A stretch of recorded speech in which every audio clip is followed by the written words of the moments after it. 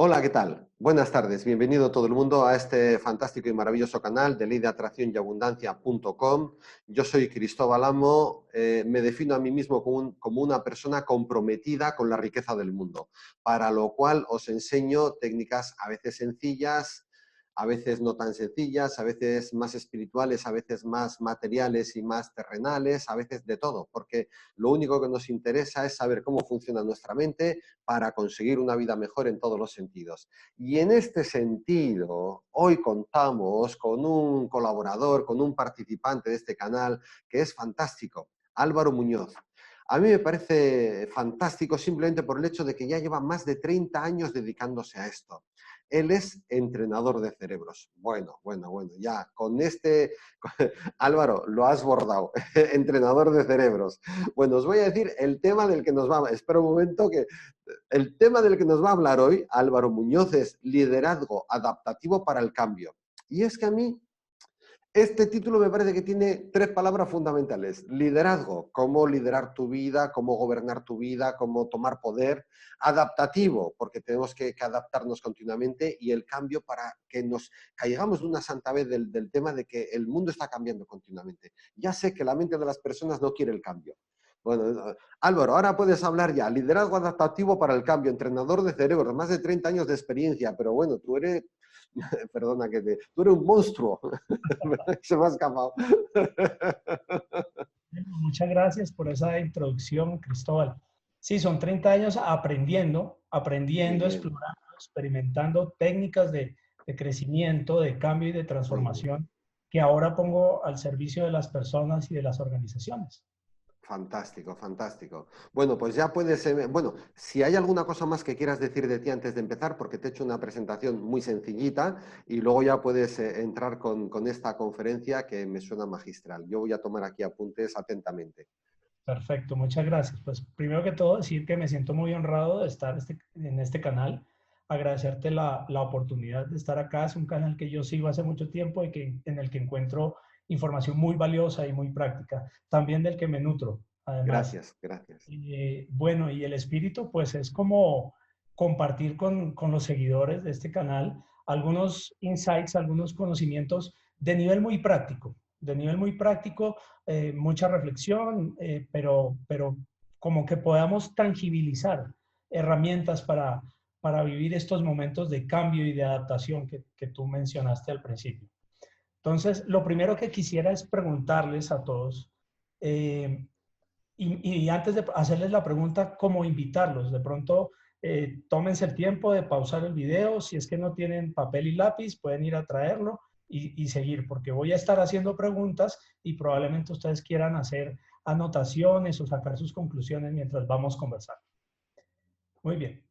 Entonces, lo primero que quisiera preguntarles es, ¿qué es ese cambio? ¿Cuál es ese cambio que ustedes quisieran o que han identificado hacer en este tiempo de crisis, de cuarentena, de retiro, aislamiento personal en casa, con la familia?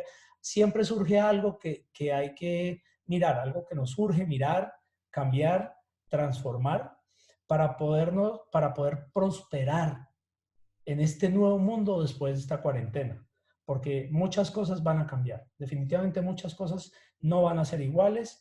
Habrá algunas que puede hacer que sí y otras van a tener modificaciones, pero también habrá escenarios nuevos. Entonces, ya nos estamos dando cuenta cómo tenemos que pasar de lo presencial a lo virtual. Ese fue como el primer cambio. Y eso para muchas personas, incluyéndome a mí mismo, trajo desafíos como cómo salgo a redes sociales, cómo me doy a conocer, porque a mí en lo personal me gusta el trabajo presencial, pero cuando no se puede, cuando viene un reto, un desafío, ¿cómo me voy a adaptar para poderlo asimilar? Entonces, tomemos ese minuto. ¿Cuál es ese gran cambio que debería yo estar haciendo durante esta cuarentena, durante este tiempo, para que cuando podamos volver a salir, yo pueda afrontar el nuevo mundo o las nuevas circunstancias que vienen en camino? Muy bien. Ahora, hace más o menos un par de años, Singularity University empezó a hablar de que en los siguientes 30 años íbamos a ser testigos de las transformaciones más grandes que cualquier generación haya podido conocer o enfrentar, ¿sí? Separemos un poco esta situación que estamos viviendo hoy, que es como la más obvia, pero hay cambios que ya vienen, que están anunciados y a los que nos vamos a tener que enfrentar. Por ejemplo, Ford Motor Company anunció que para 2025 dejaría de producir vehículos. O sea, una de las compañías emblemáticas automotrices más grandes del mundo va a dejar de producir vehículos. Ese es un cambio muy significativo.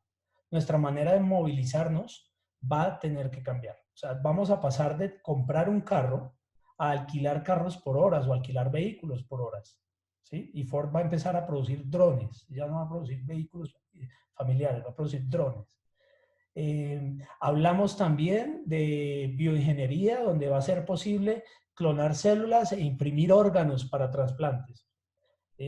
Hablamos de, ya se está hablando, por ejemplo, hay universidades que ya han logrado experimentar transferir energía eléctrica sin conductores. Estamos viendo avances impresionantes en todos los campos. Y entonces el cambio no es algo que usualmente pensamos en nuestra mente, el cambio está lejos, o sea, es algo que ocurre allá afuera, pero el cambio es, como decíamos antes, al principio de nuestra conversación antes del video, es el cambio está presente en todo. El cambio, la vida es cambio, todo en la vida cambia, lo que no cambia no está vivo. Y cuando dejamos de cambiar es cuando dejamos de vivir también. Entonces, la vida es cambio. Lo que pasa es que por los avances tecnológicos, el cambio cada vez está siendo más rápido, más notorio y más inmediato. Entonces, ¿cómo nos podemos adaptar a eso? No podemos frenarlo y tampoco se trata de frenarlo, simplemente de cómo podemos vivir en ese mundo permanente y cada vez más rápidamente cambiante. Y para eso, les tengo una noticia y es que nuestro cerebro no está adaptado para el cambio. ¿Sí? Nuestro cerebro no está diseñado para que podamos fluir en un cambio. El diseño original del cerebro es sobrevivencia, es mantenernos vivos. A nuestro cerebro le importa es que vivamos, que el corazón lata, que nos podamos mover y que podamos comer, pero no le interesa que seamos felices o que seamos sanos o que necesariamente. ¿Sí? Su primera función es supervivencia. Entonces, en ese sentido, el cerebro se mueve entre dos polaridades, se mueve entre el dolor y el placer. Y su instinto básico es evitar el dolor y buscar el placer. Todo lo que nuestro cerebro hace está ahí, en esa distancia, evitar el dolor y buscar el placer. Por eso es que evitamos el cambio, ¿sí? El cambio, para algunos cerebros, cuando es percibido como dolor, pues el cerebro va a hacer lo posible por no pasar por ahí. Pero cuando por alguna razón es percibido como placer, pues se va a dirigir allí más fácilmente. Estadísticas que les puedo dar por investigaciones de profesores de psicología del comportamiento adulto de la Universidad de Harvard, en una metodología espectacular que me encanta manejar, se llama inmunidad al cambio. Ellos concluyen que nosotros en nuestra mente tenemos un sistema inmunológico que nos protege del cambio cuando percibimos que el cambio es peligroso. Y la estadística es que en estas personas que tienen casos de obesidad mórbida, estas personas que pesan 100, 200, 300 kilos, en algún momento de su vida reciben una noticia del cardiólogo. Y esa noticia es, si usted no baja de peso, en algún momento su corazón va a fallar. O sea, o baja de peso o va a morir. Y lo más sorprendente es que menos del 1.5% de las personas que reciben esa noticia realmente hacen un cambio real. Es decir, bajan de peso y se sostienen en el nuevo peso. Menos del 1.5%. Entonces, esto ya nos puede decir cuál es como nuestro nivel de reactividad al cambio. O sea, casi que estamos hechos para no cambiar. Y hay también una razón neurológica. O sea, nuestro cerebro, como tiene la función de mantenernos vivos, pues a la hora de hacer cambio, de moverse, sea cambiar de vivienda, de buscar comida, de cazar, pues esas actividades consumen una energía, pero el cerebro tiene la prioridad de la supervivencia. Esa prioridad de la supervivencia hace que naturalmente el cerebro quiera conservar la energía, evitar gastarla, evitar usarla. Por eso el cerebro se resiste al cambio. Entonces, menos del 1.5% de las personas están dispuestas a hacer un cambio real y a sostenerlo. Con esto en mente, con esta cifra en mente, ya podemos entender que hay 3 tipos de detonadores de cambio en el ser humano. El primero es la obligación, que suele ser el más frecuente. El segundo es la necesidad, o sea, un llamado interno, una necesidad propia, interna, un llamado interior en el que estoy insatisfecho o inconforme con algo en mi vida. Y por ahí, esa insatisfacción, esa inconformidad me genera un dolor, es decir, un sufrimiento. Y ese sufrimiento es lo que mi cerebro quiere evitar. Y por ello se mueve hacia un nuevo placer. Es decir, yo estoy inconforme con el nivel de ingresos que tengo hoy como empleado, por dar algún ejemplo. Me quiero mover a, no sé, 2 veces ese ingreso, a 3 veces o alguna cosa así. El cambio que quiero hacer o que elijo emprender es renuncio a mi empleo y monto mi propio negocio. Pero es muy rara la persona que elija hacer ese cambio por, por convicción o por inspiración. Básicamente es porque hay una necesidad interna, o sea, un dolor que quiero evitar, buscando un mayor placer. Y el tercer detonador del cambio es la convicción. Es decir, yo creo que, volviendo al caso del emprendimiento, por ejemplo, si ya no lo hago por maximizar mis ingresos, sino porque yo tengo una idea que puede cambiar el mundo, que puede, qué sé yo, bajar a la mitad los costos de producción, que puede reducir el nivel de contaminación o que puede diagnosticar una enfermedad en la tercera parte del tiempo, y eso me estimula, ahí hay un placer para mi cerebro. O sea, ya no lo hago desde un alejarse de un dolor, sino al acercarme a un placer. Esos son los 3 detonadores: obligación, necesidad y convicción. Y aquí quiero invitarlos a que revisen ese cambio que pusieron ya en sus notas. Miren si es más por obligación, por necesidad o por convicción. Y cómo se están sintiendo frente a eso. Si sienten que no hay alternativa, si sienten que es algo que no les gusta hacer, pero que les toca hacer o que están obligados a hacer. O es algo que cambiaría un estado interior de ustedes, les solucionaría un dolor, o tal vez es algo que le provocaría un placer. Porque son 3 escenarios diferentes. El primero, el de obligación, normalmente es el que presenta mayor resistencia. Luego está el de la necesidad, con una resistencia menor, porque ya hay algún nivel de racionalización para hacer el cambio. Y luego está el cambio por convicción, que es como al que me muevo más rápidamente y con mayor facilidad. Muy bien. Ahora, en cuanto a la forma como se nos presentan los cambios, como vimos ahorita, pueden generarse desde afuera por un estímulo externo.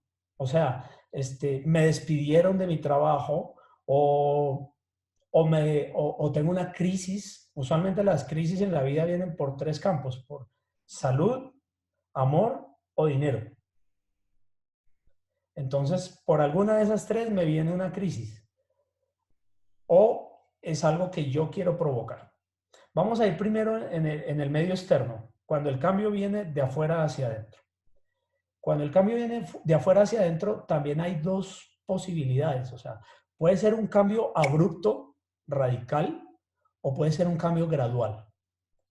Cuando el cambio es abrupto y radical, como lo que estamos viviendo ahora, pues nadie esperaba que fuéramos a pasar fácilmente un mes en casa. Y entonces nuestro cerebro dice, bueno, ¿y qué va a pasar? Empieza a generar una serie de escenarios de incertidumbre y una serie de emociones. No es tan fácil de asimilar.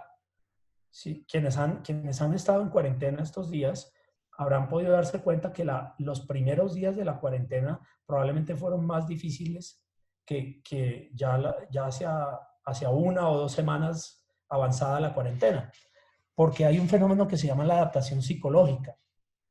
Es decir, con el paso del tiempo nos vamos acostumbrando al cambio si este llega a ser gradual. O sea, en un primer instante fue sorpresivo, hay que guardarse en la casa. Y eso detonó una crisis, porque mi cerebro no está preparado para eso, está almacenando energía para algunas cosas, pero cuando dicen hay que guardarse en la casa, tienes que salir a usar protección, tienes que salir de cierta manera o no puedes salir, pues genera unas emociones, genera en primera instancia una negación, un rechazo, después ya empieza a contemplar posibilidades, más adelante empiezo como a mirar qué hacer. Y el fenómeno de la adaptación psicológica funciona de esta manera. Si el cambio es abrupto, inmediatamente mi cerebro va a decir no, lo rechaza. Pero si el cambio es sutil y gradual, el cerebro tiene tiempo de irse acostumbrando y lo va a poder asimilar. Es como la metáfora de la rana en agua caliente. No sé si la habrás escuchado. Cuando ponemos una rana en agua que está hirviendo, pues al traer contacto con agua hirviendo, el instinto de supervivencia de la rana es saltar del vaso, de la olla, saltar y protegerse. Pero si la ponemos en agua tibia, donde esté cómoda, donde esté agradable, ella va a estar ahí. Y si la temperatura empieza a elevar muy sutilmente, muy gradualmente, su cerebro se va a ir acostumbrando. Y es posible que llegue un punto en el tiempo y la temperatura en que su cuerpo ya no aguante más la temperatura, pero ella no se dio cuenta, porque el cambio fue asimilado muy lentamente. De la misma manera funciona nuestro cerebro. Nuestro cerebro tiene un área, una región que es llamada el cerebro reptil, que es como la que controla la función de supervivencia. Entonces, cuando el cambio es abrupto, procuramos huir de él. Pero si el cambio es sutil y gradual, lo vamos a ir comprando y lo vamos a ir asimilando poco a poco, con un costo energético mínimo para nuestro cerebro. De manera pues que cuando se nos presenta un cambio, tenemos dos formas de verlo. En la China, el símbolo en chino para la palabra cambio tiene dos componentes. Hay uno que significa crisis. Perdón, el símbolo para crisis. Hay uno que significa peligro y el otro significa oportunidad. Entonces, en chino, la palabra crisis se puede leer tanto como peligro o como oportunidad. Es decir, yo puedo ver en el cambio amenazas y eso va a detonar instintos primitivos en mi cerebro de huida, pelea o parálisis, ¿cierto? O puedo ver oportunidades y eso va a detonar otra química diferente en mi cerebro que me va a facilitar moverme. Y aparentemente es muy fácil decir, sí, podemos verlo como una crisis o podemos verlo podemos verlo como una oportunidad o podemos verlo como una amenaza. Pero ¿cómo lo hago? Yo no puedo decir, bueno, voy a ver esto como una oportunidad cuando estoy sintiendo que el corazón me palpita o que siento un vacío en el estómago y que el cuerpo está paralizado, las manos frías. No es tan fácil, pero vamos a ir avanzando para ver cómo podemos ir afrontando ese cambio. ¿Listo? Lo primero es saber que el cambio nos presenta dos tipos de desafíos, ¿sí? Imaginemos que vivimos en una ciudad lejana a la ciudad donde viven nuestros padres o algún ser querido, y que ese ser querido suele venir a visitarnos conduciendo su vehículo, su auto. Cuando vemos llegar ese auto, puede ser que llegue un día golpeado. ¿Qué nos podemos imaginar ahí? pues que nuestro ser querido tuvo un accidente, que le golpearon el carro, algún tipo de cosas. ¿Cuál es cuál es la solución inmediata? Lo que normalmente solemos hacer, mandar el auto al taller, al mecánico, para que lo repare. Pero si con el tiempo la cosa sigue pasando y cada vez que recibimos esa visita, su auto está cada vez más golpeado, empezamos a pensar, aquí pasa algo, aquí hay algo diferente. Entonces empezamos a ver si es que el auto está fallando, cómo está de frenos, cómo está mecánicamente andando, pero también podemos interesarnos en ver si su conductor está viendo bien, o sea, si tiene buena visión o si sus habilidades, sus reflejos son óptimos, ¿verdad? Y allí pueden surgir tres escenarios. El primer escenario es que sea solo el auto el que esté fallando, que es un escenario técnico. Entonces, cuando el desafío es técnico, la solución es la identificación del problema es clara y la solución también es clara. Y normalmente entregamos la solución del problema a un experto. Es decir, llevamos el carro al taller. Allá lo verá un latonero y un pintor y la solución en el nivel técnico se soluciona, se da. Pero también puede haber un desafío adaptativo. Es decir, hay algo que cambiar o algo que aprender en su conductor, en el conductor del vehículo, para poder afrontar ese desafío. Probablemente, entonces, ese conductor requiera la formulación de lentes o requiere algún tipo de entrenamiento. Es decir, si requiere alguna cirugía o algún tipo de tratamiento médico. Ahí su organismo tiene algo que aprender.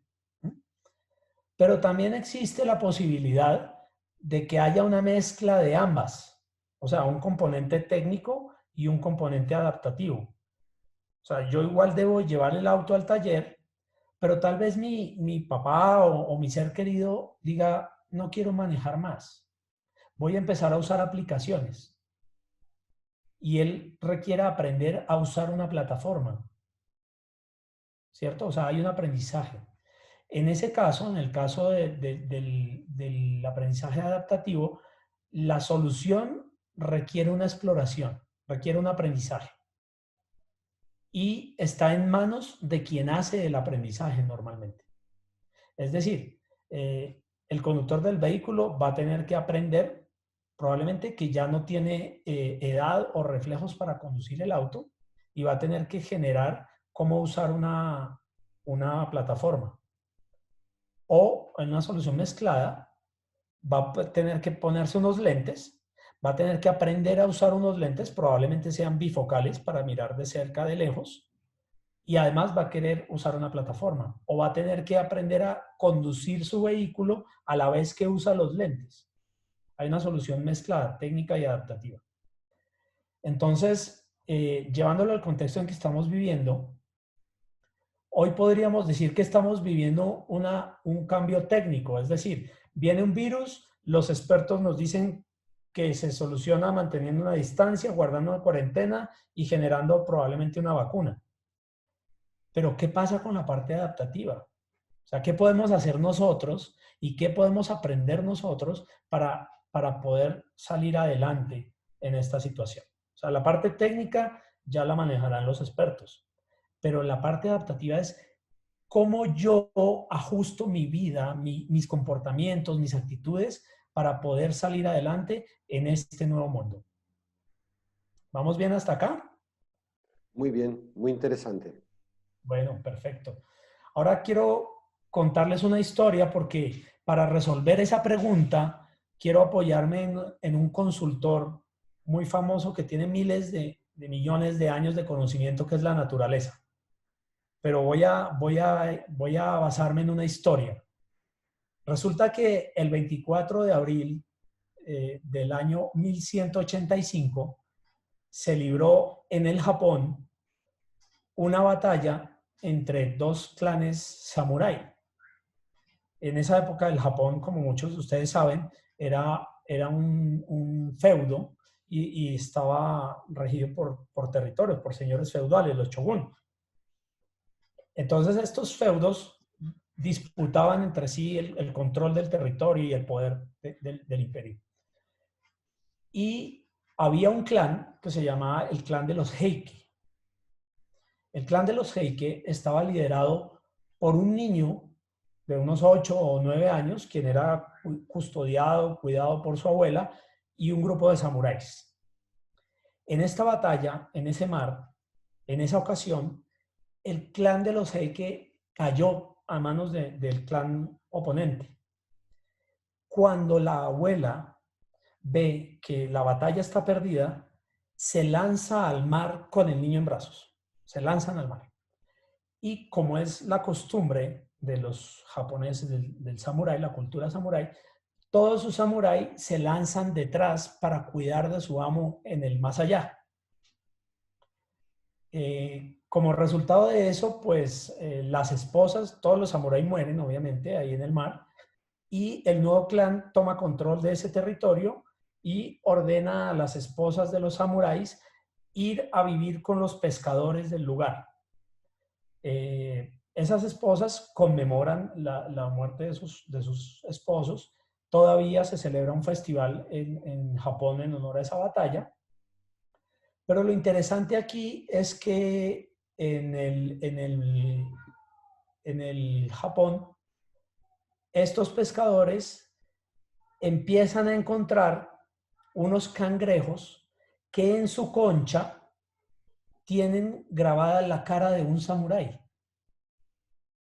Entonces, los pescadores consideran que el espíritu del samurái todavía vive ahí en ese mar, ¿sí? Y lo podemos buscar, podemos consultar cangrejos Heike en Google y podemos ver la imagen del cangrejito con la cara grabada ahí. La pregunta es, ¿cómo es posible que en la naturaleza se genere esa imagen, un cangrejo con la cara de un samurái grabada en su caparazón, a partir de una leyenda? Pues muchas personas, cuando he hecho esa clase, muchas personas dicen no, alguien cogió un cangrejo y le grabó la caparazón y eso se transmitió a sus hijos. Sí hubo una grabación, pero no fue una grabación mecánica. Fue una adaptación que se hizo en el ADN del cangrejo a través de sus generaciones. Es decir, en algún momento entre el siglo XII y el actual, un pescador sacó de sus redes algún cangrejo y le vio unos rasgos parecidos a la cara de un samurái y teniendo en mente la leyenda, lo devolvió al agua. Entonces, ese cangrejo quedó en su ADN la información de que había sobrevivido.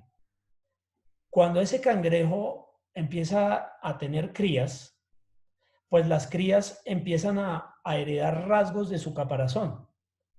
Al mismo tiempo, el pescador transmite su experiencia a otros pescadores, que son los depredadores en ese momento de los cangrejos, y los otros pescadores empiezan a tener la misma conducta, a devolver cangrejos que se parezcan a un samurái, los empiezan a devolver al agua. De manera que los cangrejos aprenden biológicamente que quien tenga esos rasgos es el que va a sobrevivir. Es decir, vamos a hacer un ejemplo. Si viniera, qué sé yo, una raza de extraterrestres y empezara a exterminar el planeta, pero dejaran vivos a los que tienen cierto tipo de lunar en la frente, intuitivamente las familias empezarían a buscar cómo aparearse con quienes tienen lunares en la frente con el ánimo de que sus crías sobrevivan. Eso es biológico. Entonces, de tal manera que hoy existen los cangrejos Heike. Ahora, ¿qué es lo que tuvo que hacer? ¿Qué es lo que tuvo que hacer el cangrejo para poder lograr eso? El cangrejo tuvo que transformar partes de su ADN, de su propia estructura, de su esencia, para poder hacer esa adaptación biológica. Los seres humanos no podemos hacerlo automática ni naturalmente. O sea, no es que nuestro cuerpo cambie de acuerdo a lo que vaya pasando, sino que tenemos que hacerlo de manera consciente. Tenemos que ir actuando de manera consciente. La adaptación en nosotros requiere un nivel de liderazgo, y aquí es donde aparece la primera palabra, es liderazgo. Entonces, para adaptarnos requerimos de un nivel de liderazgo. ¿Cuál es ese liderazgo? Es un liderazgo adaptativo que se define como la práctica de movilizar personas para que afronten desafíos difíciles y prosperen. La práctica de movilizar personas para afrontar desafíos difíciles y prosperar. Ese liderazgo tiene 6 principios y voy a ir explicándolos muy brevemente. El primero es que el cambio otorga la capacidad de prosperar. O sea, al igual que en la naturaleza, si estos cangrejos no hacían su cambio en su ADN, no iban a sobrevivir. Y lo sabemos muy bien. O sea, sabemos que los grandes dinosaurios consumían grandes cantidades de energía, de comida, y adaptarse fue muy difícil. Según la teoría del meteorito, pues no pudieron adaptarse a eso y no pudieron prosperar. Las empresas que no se adaptan no pueden prosperar. Tenemos el caso de empresas como Kodak, como Atari, muchas empresas que no pudieron adaptar sus productos, sus servicios, su estructura y hoy ya no están en el mercado. Entonces, la adaptación, el nivel de adaptación es directamente proporcional al nivel de prosperidad. El segundo principio es que no necesitas hacer un cambio radical y dramático para poder sobrevivir y prosperar. A veces un cambio pequeño hecho en un punto clave en lo que es crítico y vital es suficiente. Es decir, nosotros compartimos con los chimpancés el 98% del ADN, el 98%. Es decir, no necesitamos generar un ser completamente nuevo, pero solo con modificar ese 2% crucial tenemos una especie nueva. Y ese 2% es lo que nos ha permitido tener un lenguaje, tener matemáticas, tener ciencia, viajar a la luna y construir la civilización que hoy tenemos. Solo por hacer un 2% de modificación en nuestro ADN.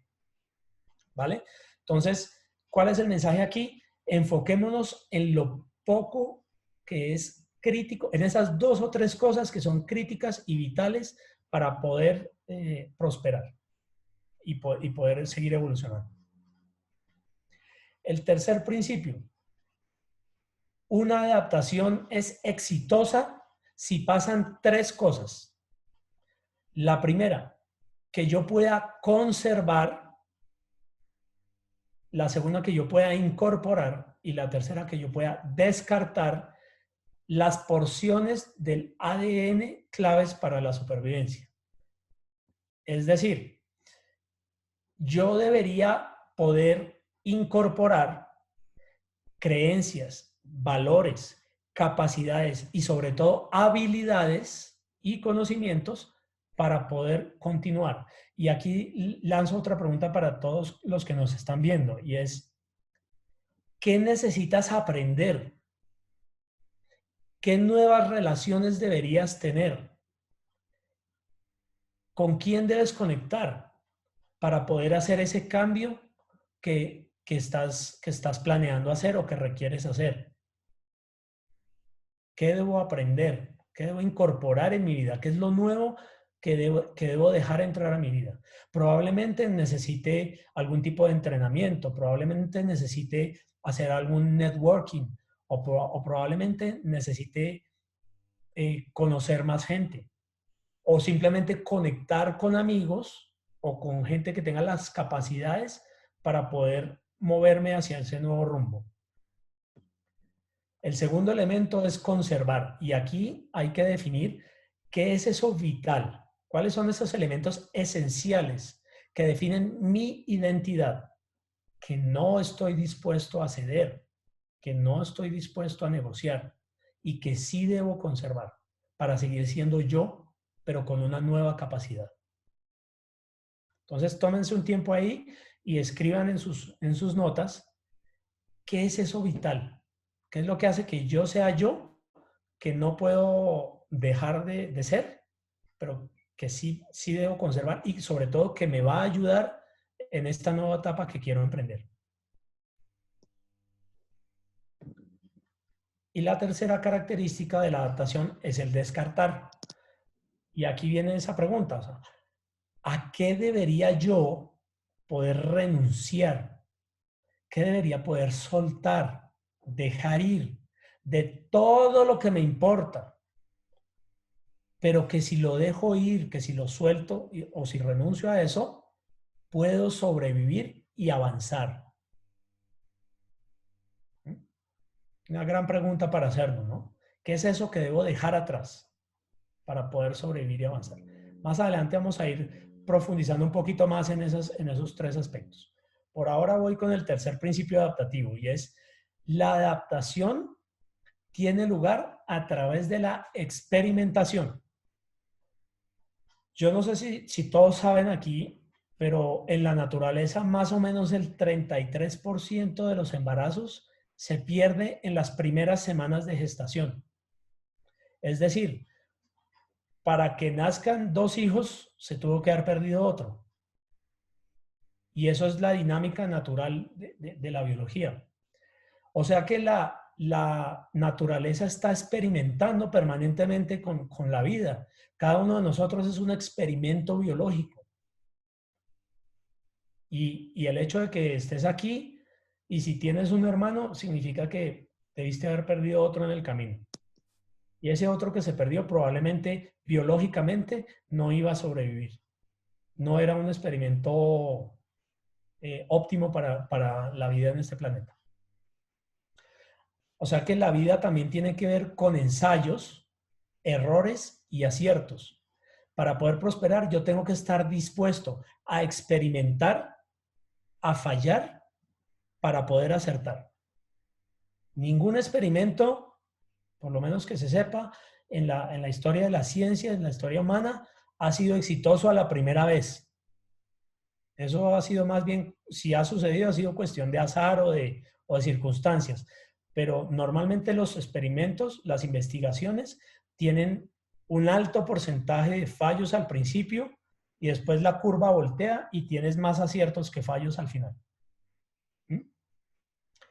Hay personas como Richard Branson que crea de 10 a 12 empresas al año, sabiendo que la mayoría de ellas va a fracasar. Pero de esas 10 o 12 empresas que crean al año, tal vez le quedan una o dos que le dan más dinero y mejores resultados que las otras 8 que se perdieron en el camino. Entonces hay que estar dispuestos a perder para poder aprender y ganar y progresar. El cuarto principio es la adaptación depende de la diversidad. Y aquí les hago una pregunta. ¿Qué creen ustedes que garantiza más la supervivencia de una especie? ¿La diversidad por fecundación, por procreación biológica tradicional, o la polivalencia, la superpoblación por clonación? Mucha gente dirá, no, pues la clonación, entre más se clone, más gente tenemos y eso va a garantizar la supervivencia.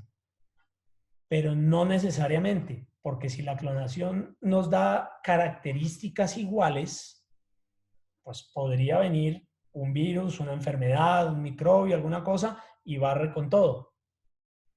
Entonces la diversidad nos garantiza adaptación y supervivencia. Como decía hace un rato, cada uno de nosotros es una mezcla única en el ADN, o sea, las probabilidades de que un ser humano nazca, o sea, hay estudios donde en Estados Unidos que miden las cosas, la probabilidad de que se encuentren tu papá y tu mamá por la probabilidad de que en un encuentro sexual de tu papá y tu mamá de no sé cuántos millones de espermatozoides que entrega tu papá, salgas tú y de más o menos 20.000 óvulos que genera una mujer en la vida, salga el tuyo y que ese espermatozoide con ese óvulo se encuentren y te desarrolles tú, esa probabilidad es equivalente a un 0 seguido de 13 ceros y un 1. Es decir, la probabilidad de que tú existas es prácticamente 0. Si lo fueras a determinar, no lo lograrías hacer, pero estás aquí. O sea que de alguna manera tú tienes una razón de existir. Tú eres una contribución para la humanidad. Tú eres una contribución para el planeta. Y también eres un experimento sumamente exitoso de la vida y de la naturaleza. Dejar perder ese experimento sería un desperdicio y una pérdida lamentable para todo el universo. ¿Vale? Entonces nuestra diversidad, cada uno de nosotros es una mezcla única, irrepetible, al menos biológicamente, de componentes que van garantizando la supervivencia de nuestra especie. Quinto principio, la adaptación requiere tiempo. Todos habremos visto que cuando sale un nuevo iPhone, un nuevo teléfono, un nuevo producto innovador, siempre hay un grupo de personas que son como los más entusiastas de la tecnología, que incluso duermen en la tienda la noche anterior o semanas antes del lanzamiento para poder ser el primero en comprar ese nuevo producto. Esos son los que garantizan la introducción del producto al mercado. Después, esos son más o menos un 2.5% de la población interesada en el producto. Después viene más o menos un 13 a 14%, que son los que la adopción temprana, o sea, ya esos que trasnocharon en el centro comercial para comprar el teléfono, llegan a la oficina con el teléfono y quienes están alrededor de ellos, de esos, hay más o menos un 13% que va a querer, yo también quiero uno de esos y está dispuesto a ir a hacer fila a una tienda o a poner un pedido y esperar unas semanas o meses para poderlo tener. Luego viene un tercer grupo que es la mayoría temprana, que es más o menos un 34% de la población. Es ya cuando empieza a masificar. Y luego viene la curva decayendo, que es la mayoría tardía, otro 34%, que es como, bueno, ya que me di cuenta que eso funciona, que no se traba, que es estable, entonces ahora y ya está disponible para todos en el mercado, ahora sí voy y compro uno. Y luego viene un 16% que es la adopción retrasada, o sea, esos son los que ya hacen la adopción, sea porque su teléfono se les fundió y no encuentran repuestos, o porque en el trabajo les pidieron que cambiaran de teléfono, o simplemente le dijeron, mire, este es un nuevo teléfono, úselo. Entonces ya les tocó por obligación, el cambio por obligación que veíamos al principio. Entonces, los innovadores hacen el cambio por convicción. Los de la mayoría temprana y la mayoría tardía lo hacen como por necesidad y los de la adopción retrasada lo hacen por obligación. Entonces, cuando estamos queriendo hacer un cambio, también es importante identificar cómo en dónde estamos nosotros para poder identificar como cuánto tiempo nos vamos a tomar, ¿sí? Hay cambios que hay que hacerlos, y tenemos que ver realmente poder medir cuánto tiempo tengo disponible para hacer ese cambio. No nos podemos quedar como decimos en Colombia, sobre los laureles, esperando que pase el tiempo y algo diferente pase, porque no va a suceder. Nosotros somos los líderes y los responsables de adaptarnos a la nueva situación. Y el sexto y último principio es que las adaptaciones desplazan, regulan y organizan el ADN antiguo. Y tiene que ver con el tercer elemento, el tercer cambio que se hace en el ADN. O sea, yo tengo que descartar porciones del ADN que ya no sirven.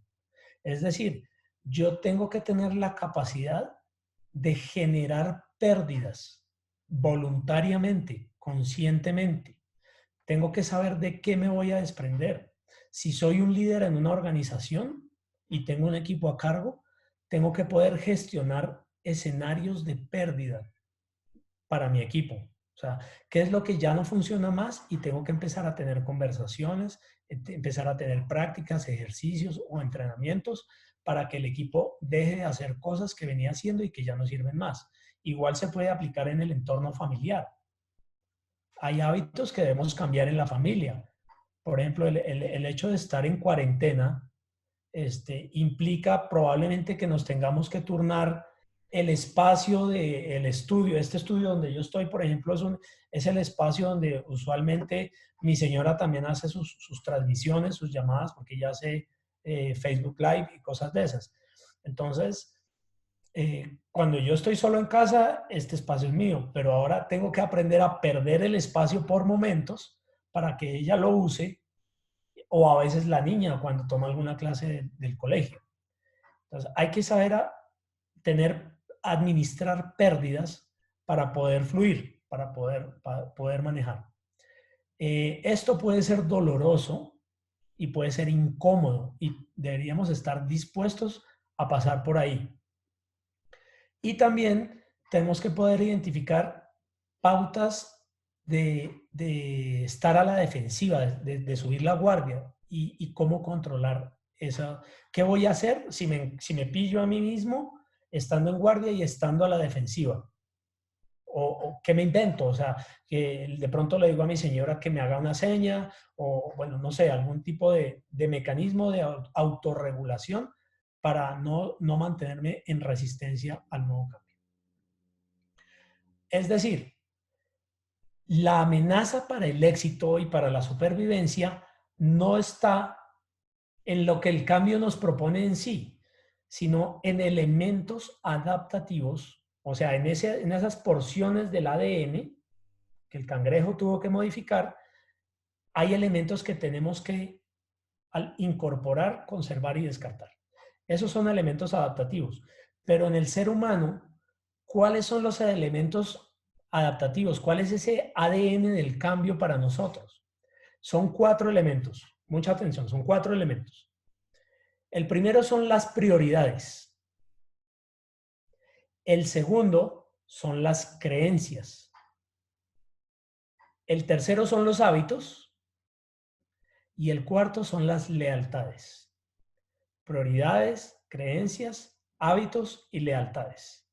Si yo soy capaz de identificar y gestionar esos 4 elementos, voy a ser capaz de gestionar un cambio. ¿Sí? Y aquí les quiero proponer ahora las prioridades. Hay 2 tipos de prioridades, ¿no? Las que declaramos conscientemente, es decir, no, para mí lo primero es mi familia, lo primero es mi trabajo, lo primero es la seguridad. Sí, eso es conscientemente, pero hay unas prioridades inconscientes. ¿Y cómo las encontramos? Muy sencillo, les voy a proponer un ejercicio para que lo hagan posteriormente. Tómense un día, acompáñense de un cuaderno, una lista, y más o menos pongan una alarma, un reloj, un despertador, cada media hora, cada 40 o 60 minutos. Y cuando suene la alarma, anote en su libreta, en su cuaderno, qué es lo que está haciendo. Sonó la alarma, estoy en Facebook. Sonó la alarma, estoy chateando. Sonó la alarma, estoy leyendo un libro. Sonó la alarma, estoy ejercitándome. Sea sincero, escriba ahí. Y al final del día, hágalo durante todo un día, digamos de 6 de la mañana a 6 de la tarde, algo así, 12 horas. Al final del día, siéntese y haga un ejercicio consciente, responsable, autónomo. ¿Cuánto tiempo dediqué a leer? ¿Cuánto tiempo dediqué a chatear? ¿Cuánto tiempo dediqué a trabajar en el proyecto? ¿Cuánto tiempo dediqué al cambio que quiero hacer? Y ahí están sus prioridades reales. Ahí van a estar sus prioridades reales. Se van a sorprender de cuánto tiempo podemos pasar en Netflix o cuánto tiempo podemos pasar en el chat. Y ahí es donde van a poder ver sus prioridades reales. Esas son las que hay que modificar. No las que declaramos, sino las que salen ahí en esa lista. Muy bien. El segundo elemento adaptativo son las creencias. Y aquí hay una particularidad. El ser humano es el único animal que puede creer. O sea, ningún otro animal tiene creencias, pero el ser humano sí. O sea, el ser humano es capaz de imaginarse cosas y creer en ellas, como decir los dioses, el dinero, el Estado, la política. Esos son cosas que físicamente no existen, no son tangibles, pero las imaginamos y conectamos con eso y les damos poder. Entonces, ¿cuáles son las creencias que están siendo confrontadas o que están saliendo a la luz en estos tiempos? La creencia de que la vida no se puede hacer en medio virtual, aquí estamos probando que sí.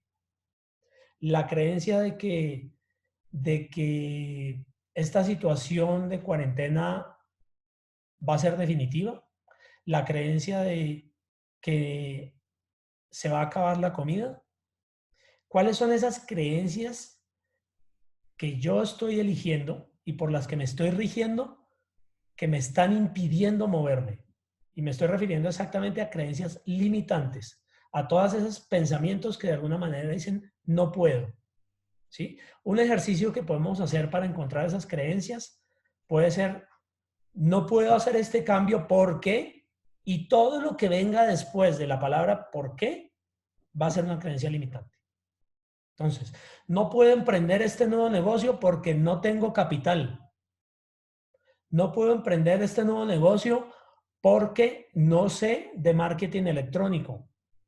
No puedo emprender este nuevo negocio porque ya estoy muy mayor.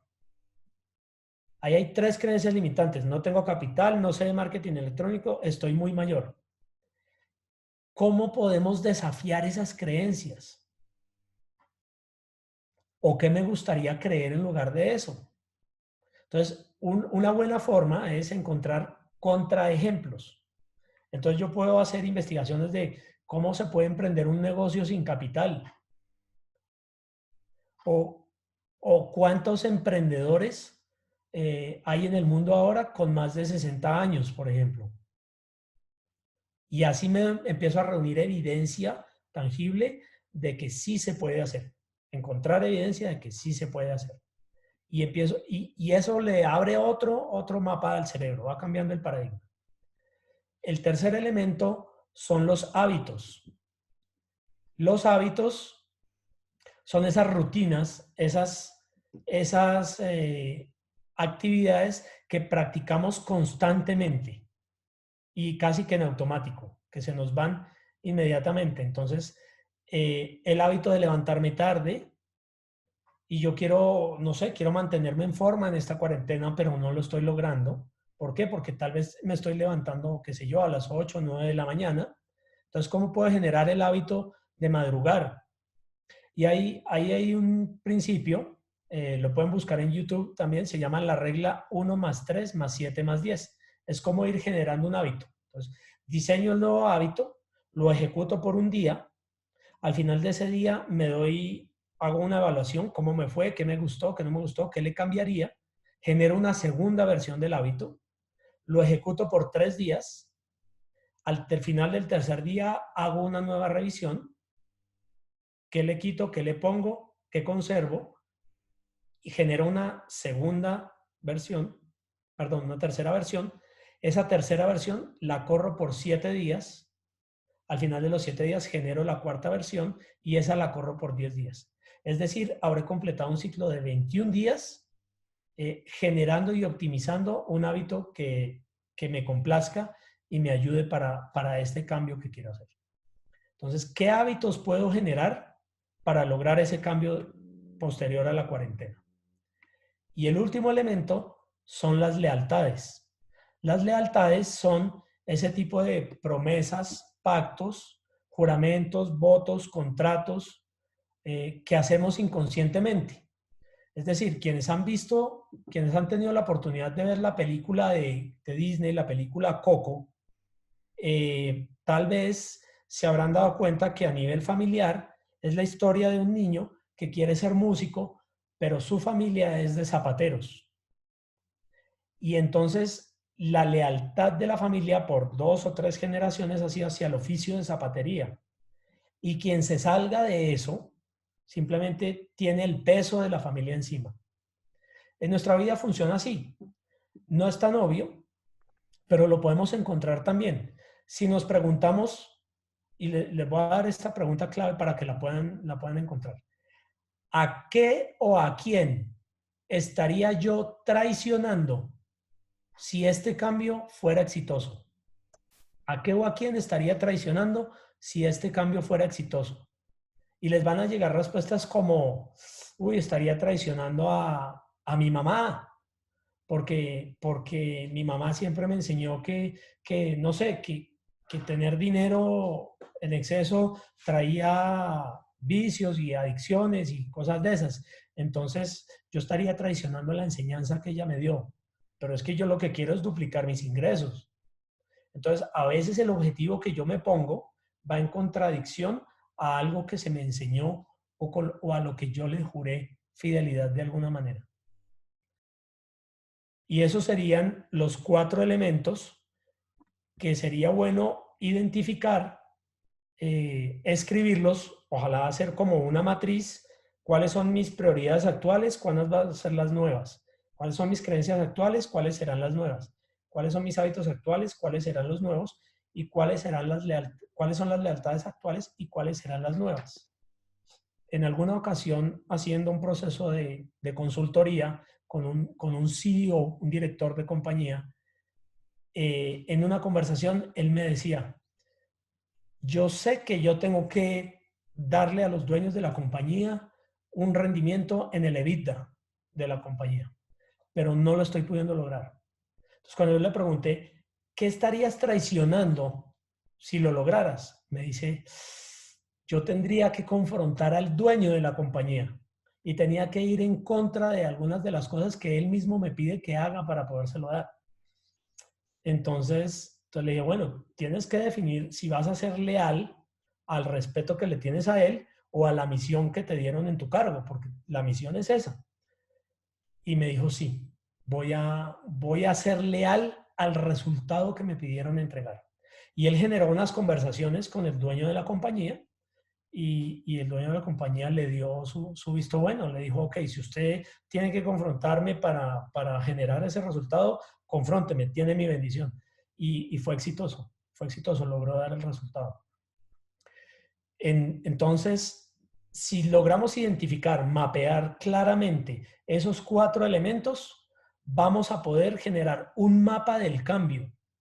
No va a ser inmediato, recuerden que el cambio tiene una curva, no va a ser inmediato, va a requerir tiempo, va a requerir experimentación, va a requerir pasar por ensayo, errores y aciertos, va a requerir pasar a través de la frustración, va a requerir pasar a través de la impaciencia, de un mar de emociones, pero es la forma como nos podemos adaptar para prosperar en el nuevo paradigma.